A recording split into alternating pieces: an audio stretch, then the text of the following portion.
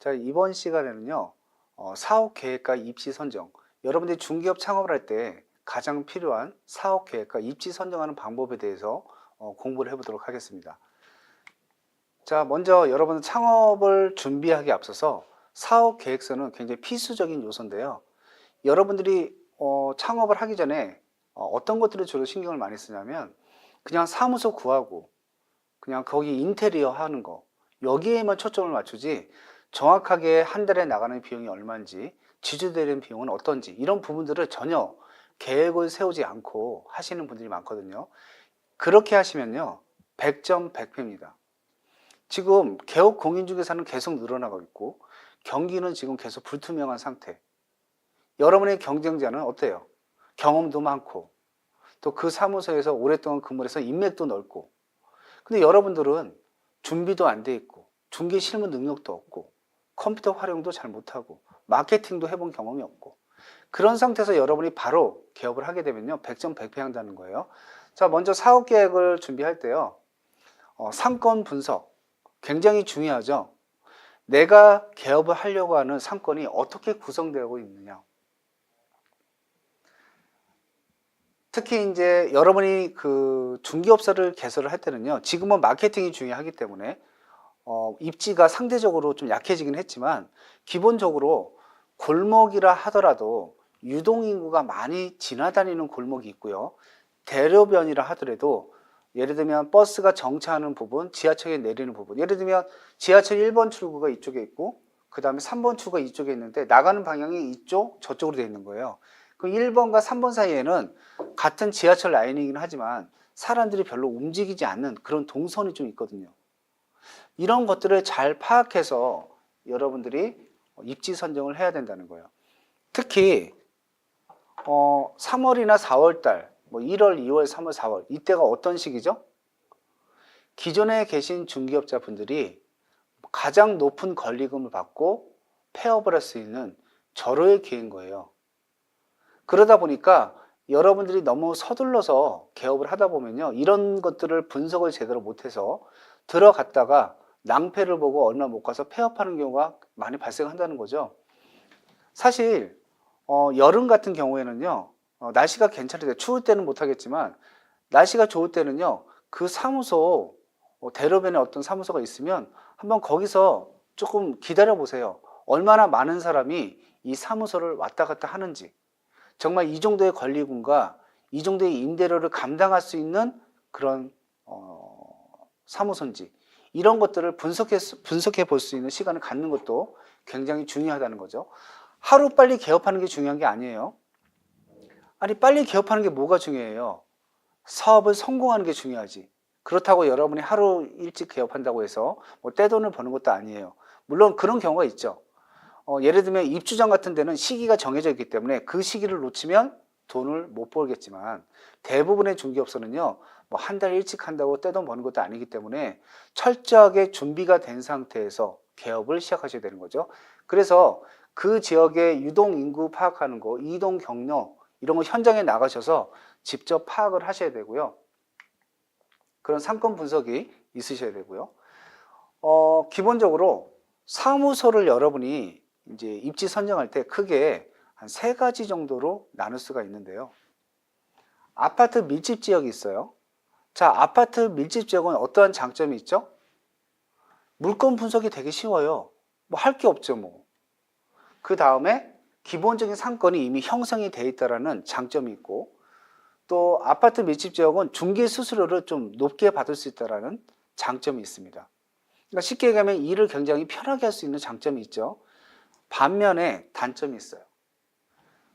이런 아파트 밀집 지역은요 경기 흐름에 굉장히 민감해요. 그래서 악재가 한번 터지잖아요. 부동산 악재가 한번 터지면요 손님들이 탁 끊겨요. 그때부터 거래가 3개월 동안 한두 건도 일어나지 않는 경우가 비일비재하기 때문에 경기 흐름에 아주 민감하다.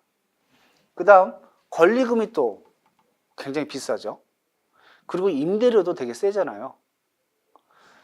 그 다음에는 배후 단지에 최소 500가구 이상은 존재해야 여러분이 중개사무소를 내도 어느 정도 수익이 창출이 되는데, 요즘은 너무 그 배후 세대에 비해서 공인중개사 사무소가 밀집되어 있는 경우가 많기 때문에 그런 지역에 가면 사실 권리금이나 임대료 대비 여러분 수익 창출이 굉장히 어렵다라는 그런 단점이 있는 거죠.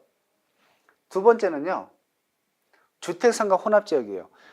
지금처럼 경기가 안 좋을 때 제가 추천하는 지역이 바로 주택상가 혼합지역인데요.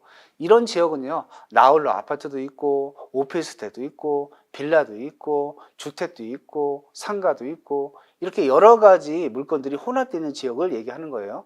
자, 이런 지역은 단점, 중개 수수료가요 아파트에 비해서는 되게 낮아요. 또 분쟁이 굉장히 심해요. 임차인과 임대인의 분쟁, 뭐 보일러가 이렇게 되는데 고쳐달라, 방충망이 어떻다, 뭐 현관에 뭐 자동 뭐 열쇠가 어떻게 됐다, 뭐 물이 샌다, 뭐 여러 가지 이런 자잘한 것들 있잖아요. 그런 분쟁이 아주 심한 지역이 바로 이 주택상가 혼합 지역이고요.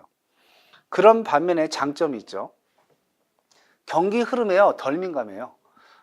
왜냐하면 경기가 안 좋아도요 전월세 손님은 늘 있기 때문에요 수수료가 높진 않지만 어느 정도 수익이 지속적으로 창출이 되는 그런 효과가 있고요.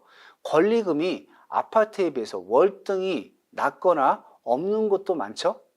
또 월세도 굉장히 저렴해요. 그리고 가장 큰 장점은 여러 물건을 다양하게 다뤄볼 수 있는 그런 장점이 있어요. 중개업을 처음 하시는 초보 공인중개사들한테 가장 부족한 부분이 뭐죠? 실무적인 능력이 부족하잖아요. 그런데 아파트에 들어가서 중개업을 하다 보면요 배울 게 없어요. 근데 이렇게 주택상가 혼합지역을 가다 보면요 상가 계약도 해보죠. 그 다음에 뭐 빌라 계약도 해보죠. 토지도 판매해보게 되죠. 오피스텔도 하게 되죠. 굉장히 다양한 물건들을 여러분이 취급을 할 수가 있게 되고요. 또 이렇게 자잘한 분쟁이 많은 지역에서 뭘 배울 수 있냐면 고객과 고객 사이의 분쟁을 조정하는 능력, 그 거리를 좁히는 능력, 그게 클로징 능력이잖아요. 그런 능력들을 아주 빠르게 배울 수, 습득할 수 있는 좋은 장소가 바로 주택상가 혼합지역인 거죠. 리스크가 없어야 돼요. 경기가 안 좋을 때는요 일단 리스크가 없어야 되거든요.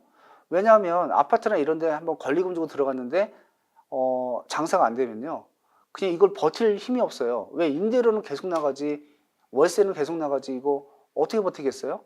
그러니까 얼마 못 가고 폐업하는 분들이 많아지는 거죠. 근데 주택상가 혼합지역은 기본적으로 월세가 싸기 때문에 리스크가 별로 없어서 뭐 안 돼도 크게 손해볼 일이 없는 거죠.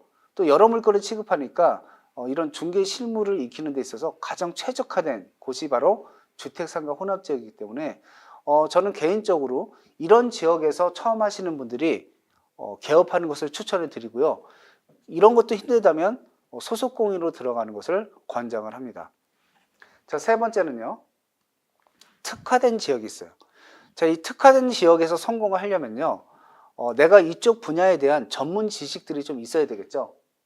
이런데 장점은요. 높은 중개 수수료, 그리고 특화된 지역이기 때문에 경쟁이 그렇게 치열하지 않다라는 장점이 있죠. 단점은 이쪽에 관련해서 인맥이 굉장히 많이 보유를 하고 있어야 되고요. 취급하는 물건에 대한 전문 지식 필요하기 때문에 처음 하는 초보 공인중개사가 이런 지식을 갖고 특화된 지역에서 하기는 쉽지 않기 때문에 이런 지역은 추천을 드리지 않습니다. 자, 이렇게 크게 지역은 세 가지 정도로 나눠볼 수가 있는데요. 다음 시간에는 여러분이 사무실을 개설을 해서 인테리어를 하거나 뭐 이런 것들을 많이 하시게 되는데요. 그렇게 하실 때 어떤 식으로 꾸며야 되는지, 또 동업을 하시는 분들이 상당히 많거든요. 이 동업도 굉장히 중요합니다. 동업하는 경우에 어떤 식으로 계약서를 작성해야 되고 유의점은 뭐가 있는지, 이런 부분에 대해서는 다음 시간에 배워보도록 하겠습니다. 감사합니다.